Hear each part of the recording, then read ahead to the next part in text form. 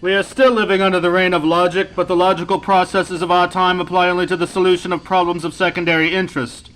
The absolute rationalism which remains in fashion allows for the consideration of only those facts narrowly relevant to our experience. Logical conclusions, on the other hand, escape us. Needless to say, boundaries have been assigned even to experience. It revolves in a cage from which release is becoming increasingly difficult. It too depends upon immediate utility and is guarded by common sense. In the guise of civilization, under the pretext of progress, we have succeeded in dismissing from our minds anything that, rightly or wrongly, could be regarded as superstition or myth, and we have prescribed every way of seeking the truth which does not conform to convention. It would appear that it is by sheer chance that an aspect of intellectual life, and by far the most important in my opinion, about which no one was supposed to be concerned any longer, has recently been brought back to light. Credit for this must go to Freud. On the evidence of his discoveries, a current of opinion is at last developing which will enable the explorer of the human mind to extend his investigations, since he will be empowered to deal with more than merely summary realities. Perhaps the imagination is on the verge of recovering its rights. If the depths of our minds conceal strange forces capable of augmenting or conquering those on the surface, it is in our greatest interest to capture them. First to capture them, and later to submit them, should the occasion arise, to the control of reason. The analysts themselves can only gain by this, but it is important to note that there is no method fixed a priori for the execution of this enterprise, that until the new order it can be considered the province of poets as well as scholars, and that its success does not depend upon the more or less capricious routes which will be followed. It was only fitting that Freud should appear with his critique on the dream. In fact, it is incredible that this important part of psychic activity has still attracted so little attention, for at least from man's birth to his death, thought presents no solution of continuity. The sum of dreaming moments, even taking into consideration pure dream alone, that of sleep, is from the point of view of time no less than the sum of moments of reality, which we shall confine to waking moments. I have always been astounded by the extreme disproportion in the importance and seriousness assigned to events of the waking moments, and to those of sleep by the ordinary observer. Man, when he ceases to sleep, is above all at the mercy of his memory, and the memory normally delights in feebly retracing the circumstances of the dream for him, depriving it of all actual consequence, and obliterating the only determinant from the point at which he thinks he abandoned this constant hope, this anxiety, a few hours earlier. He has the illusion of continuing something worthwhile. The dream finds itself relegated to a parenthesis, like the night, and in general it gives no more counsel than the night. This singular state of affairs seems to invite a few reflections. 1. Within the limits to which its performance is restricted, or what passes for performance, the dream, according to all outward appearances, is continuous and bears traces of organization. Only memory claims the right to edit it, to suppress transitions and present us with a series of dreams rather than the dream. Similarly, at no given instant do we have more than a distinct representation of realities whose coordination is a matter of will. It is important to note that nothing leads to a greater dissipation of the constituent elements of the dream. I regret discussing this according to a formula which in principle excludes the dream. For how long sleeping logicians, philosophers? I would like to sleep in order to enable myself to surrender to sleepers, as I surrender to those who read me with their eyes open, in order to stop the conscious rhythm of my thought from prevailing over this material. Perhaps my dream of last night was a continuation of the preceding nights, and will be continued tonight with an admirable precision. It could be, as they say, and as it is in no way proven that in such a case the reality with which I am concerned even exists in the dream state, or that it does not sink into the immemorial, then why should I not concede to the dream what I sometimes refuse to reality, that weight of self-assurance which by its own terms is not exposed to my denial? Why should I not expect more of the dream sign than I do of a daily increasing degree of consciousness? Could not the dreams as well be applied to the solution of life's fundamental problems?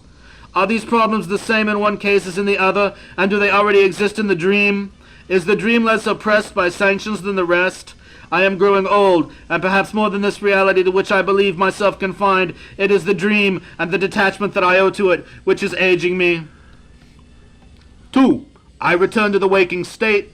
I am obliged to retain it as a phenomenon of interference. Not only does the mind show a strange tendency to disorientation under these conditions, this is the clue to slips of the tongue and lapses of all kinds whose secret is just beginning to be surrendered to us. But when functioning normally, the mind still seems to obey none other than those suggestions which rise from that deep night I am commending. Sound as it may be, its equilibrium is relative. The mind hardly dares express itself, and when it does, it is limited to stating that this idea or that woman has an effect on it. What effect it cannot say. Thus it gives the measure of its subjectivism and nothing more. The idea, the woman, disturbs it, disposes it to less severity. Their role is to isolate 1 second of its disappearance and remove it to the sky in that glorious acceleration that it can be, that it is. Then, as a last resort, the mind invokes chance, a more obscure divinity than the others, to whom it attributes all its aberrations. Who says that the angle from which that idea is presented, which affects the mind, as well as what the mind loves in that woman's eye, is not precisely the same thing that attracts the mind to its dream and reunites it with data lost through its own error? And if things were otherwise, of what might the mind not be capable? I should like to present it with the key to that passage. 3. The mind of the dreaming man is fully satisfied with whatever happens to it. The agonizing question of possibility does not arise. Kill, plunder more quickly, love as much as you wish, and if you die, are you not sure of being roused from the dead? Let yourself be led. Events will not tolerate deferment. You have no name. Everything is inestimably easy. What power, I wonder, what power so much more generous than others confers this natural aspect upon the dream and makes me welcome unreservedly a throng of episodes whose strangeness would overwhelm me if they were happening as I write this. And yet I can believe it with my own eyes, my own ears. That great day has come. The beast has spoken. If man's awakening is harsher, if he breaks the spell too well, it is because he has been led to form a poor idea of expiation. 4. When the time comes, when we can submit the dream to a methodical examination, when by methods yet to be determined we succeed in realizing the dream in its entirety, and that implies a memory discipline measurable in generations, but we can still begin by recording salient facts. When the dream's curve is developed with an unequaled breadth and regularity, then we can hope that mysteries which are not really mysterious will give way to the great mystery. I believe in the future resolution of these two states, outwardly so contradictory, which are dream and reality, into a sort of absolute reality, a surreality, so to speak. I am aiming for its conquest, certain that I myself shall not attain it, but too indifferent to my death not to calculate the joys of such possession. They say that not long ago, just before he went to sleep, Saint Paul placed a placard on the door of his manor at Camaret which read, "The poet works." There is still a great deal to say, but I did want to touch lightly in passing upon a subject which in itself would require a very long exposition with a different precision. I shall return to it. For the time being, my intention has been to see that justice was done to that hatred of the marvelous which rages in certain men, that ridicule under which they would like to crush it. Let us resolve, therefore. The marvelous is always beautiful. Everything marvelous is beautiful. Nothing but the marvelous is beautiful. One night, before falling asleep, I became aware of a most bizarre sentence, clearly articulated to the point where it was impossible to change a word of it, but still separate from the sound of my voice. It came to me bearing no trace of the events with which I was involved at that time. At least to my conscious knowledge, it seemed to me a highly insistent sentence, a sentence I might say, which knocked at the window. I quickly took note of it and was prepared to disregard it when something about its whole character held me back. The sentence truly astounded me. Unfortunately, I still cannot remember the exact words to this day, but it was something like, "A man is cut in half by the window." A man is cut in half by the window. But it can only suffer from ambiguity, accompanied as it was by the feeble visual representation of a walking man cut in half by a window perpendicular to the axis of his body. It was probably a simple matter of a man leaning on the window and then straightening up, but the window followed the movements of the man, and I realized that I was dealing with a very rare type of image. Immediately I had the idea of incorporating it into my poetic material, but no sooner had I invested it with poetic form than it went out to give way to a scarcely intermittent succession of sentences which surprised me no less than the first, and gave me the impression of such a free gift that the control which I had had over myself up to that point seemed illusory, and I no longer thought of anything but how to put an end to the interminable quarrel which was taking place within me. Totally involved as I was at the time with Freud, and familiar with his methods of examination which I had had some occasion to practice on the sick during the war, I resolved to obtain from myself what one seeks to obtain from a patient, a spoken monologue uttered as rapidly as possible, over which the critical faculty of the subject has no control, unencumbered by any reticence, which a spoken thought, as far as such a thing as possible, it seemed to me, and still does, the manner in which the sentence about the man cut in two came to me proves it, that the speed of thought is no greater than that of words, and that it does not necessarily defy language or the moving pen. It was with this in mind that Philippe Soupault, with whom I had shared these first conclusions, and I undertook to cover some paper with writing, with a laudable contempt for what might result in terms of literature.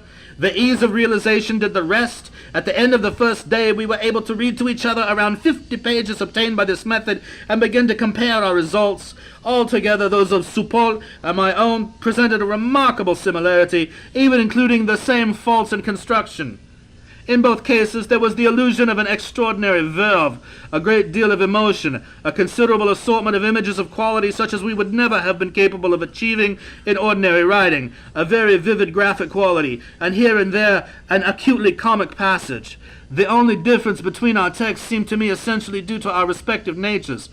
Soupault's is less static than mine, and if I may hazard a slight criticism, due to the fact that he had made the mistake of distributing a few words in the way of titles at the head of certain pages, no doubt in the spirit of mystification. On the other hand, I must give him credit for maintaining his steadfast opposition to the slightest alteration in the course of any passage which seemed to me rather badly put. He was completely right on this point, of course. In fact, it is very difficult to appreciate the full value of the various elements when confronted by them. It can even be said to be impossible to appreciate them at the first reading. These elements are outwardly as strange to you who have written them as to anyone else, and you are naturally distrustful of them. Poetically speaking, they are especially endowed with a very high degree of immediate absurdity. The peculiarity of this absurdity, on closer examination, comes from their capitulation to everything, both inadmissible and legitimate, in the world, to produce a revelation of a certain number of premises and facts generally no less objective than any others. In homage to Guillaume Apollinaire, who died recently and who appears to have consistently obeyed a similar impulse to ours without ever really sacrificing mediocre literary means, Soupault and I used the name Surrealism to designate the new mode of pure expression which we had at our disposal and with which we were anxious to benefit our friends. Today I do not believe anything more need be said about this word. The meaning which we have given it has generally prevailed over Apollinaire's meaning. With even more justification, we could have used supernaturalism, employed by Gérard de Nerval in the dedication of Filet de Feu. In fact, Nerval appears to have possessed to an admirable extent the spirit to which we refer. Apollinaire, on the other hand, possessed only the letter of surrealism, which was still imperfect, and showed himself powerless to give it the theoretical insight that engages us. Here are two passages by Nerval which appear most significant in this regard.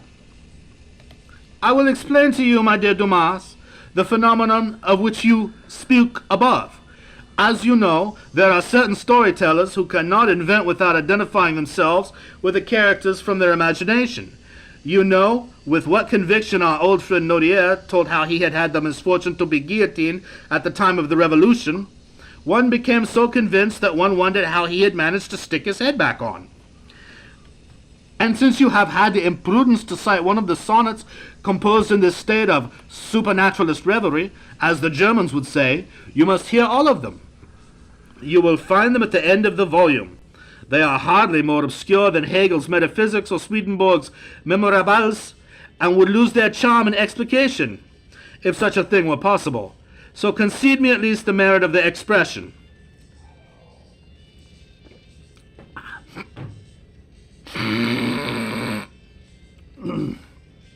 It would be dishonest to dispute our right to employ the word surrealism in the very particular sense in which we intend it, For it is clear that before we came along, this word amounted to nothing.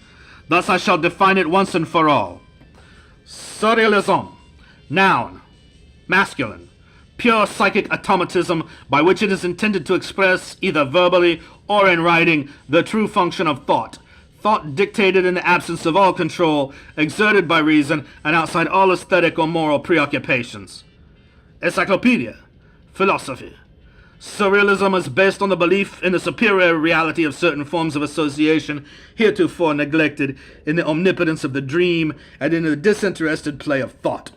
It leads to the permanent destruction of all other psychic mechanisms and to its substitution for them in the solution of the principal problems of life.